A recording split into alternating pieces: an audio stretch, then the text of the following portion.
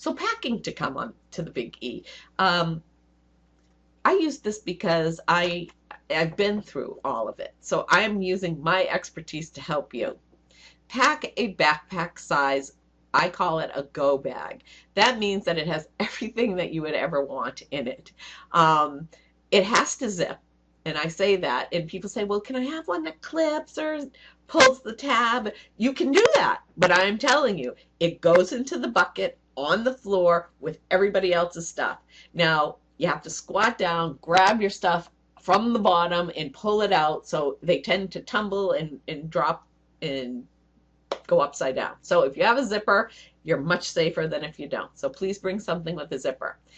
In it, you want to prepare for all kinds of weather. You want to bring extra socks, extra shoes, sweatshirts, rain gear, anything that you'll need to go from 40 degrees to 99 degrees, from beautiful sunny skies to torrential rain and hail and sometimes snow.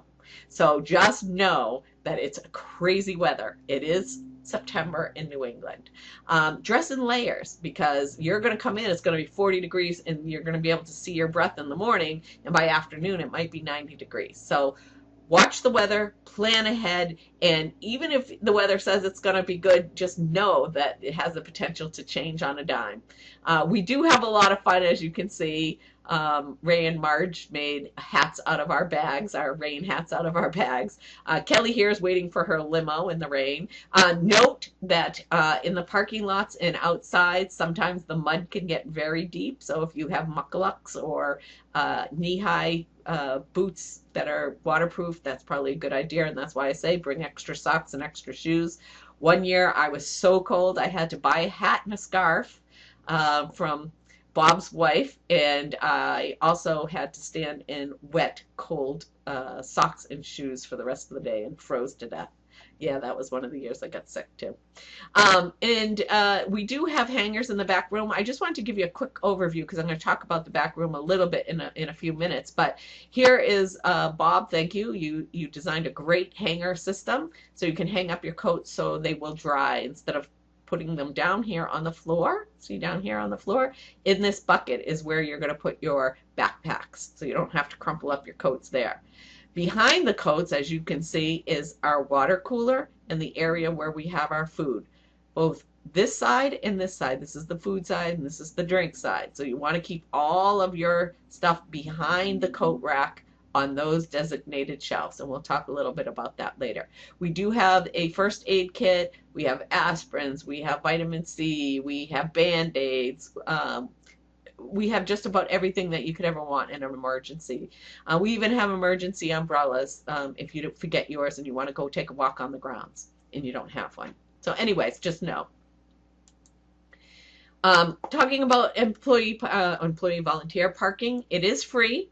It is at the Sullivan Paper Company on Weston Ave in West Springfield, and also another one on Southworth Paper Factory on Main Street in Agawam. The Big E bus will pick you up and shuttle you to Gate 1, and also will pick you up and bring you back. Please allow plenty of time to travel. It is not handicapped accessible, but I'm figuring if you're going to come and volunteer and be on your feet for 3 hours, you probably are able to get up on the bus yourself. We have developed this year a Google map. This is from Judy's point of view. I like going down, and this is way up here, but if you click on this Google map link, or you simply type in this Google map address, it'll bring you up to our map that we designed. I like coming in from Manchester over 101 to Keene, down 91. You get off, if you click this little blue bubble, it's going to come up here. You get off at 13B onto Riverdale. The next bubble is the Elm Street cutoff. Here's Riverdale. Of course, it will take you right to the Big E if you wanted to. But also, you want to think about you got to park.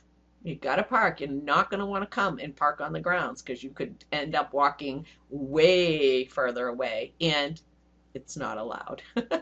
So if you get off on Elm Street, you're going to see right by the IHOP, you're going to see Candlewood Suites, and this is where we're staying. Here's all of that information. So if you click the little bed, this information pops up. You're going to come out, go down Elm Street onto Park, and you'll see the directions right here. If you click on the little bus onto Sullivan Paper on Western Ave, then you'll see how to come out, get onto River Street, take Memorial Ave. You'll be in the bus, by the way, at this time, and they might take you through some of these back roads because they have all these little back ways that they go on the buses. If you are not staying in the hotel that we're staying at, because if you're staying here, you're going to want to go to this parking lot. But if you're staying over here somewhere in one of the hotels over here, this parking lot might be more convenient for you, and that's in Agawam on Main Street. So if you click on this, it'll pull up that little bit of information. I don't know if you're familiar with Google Maps, but if you are, you can make this bigger or smaller, and you can print out sections of it. So please, please, please don't follow my directions. Follow your own directions and know where you're going and plan your trip accordingly. We take a team approach to managing and volunteering at the New Hampshire tourism booth. We've categorized it into three, maybe four if you want to talk about celebrity volunteers, but we'll talk about that in a minute. But for now, we'll consider all of people volunteers.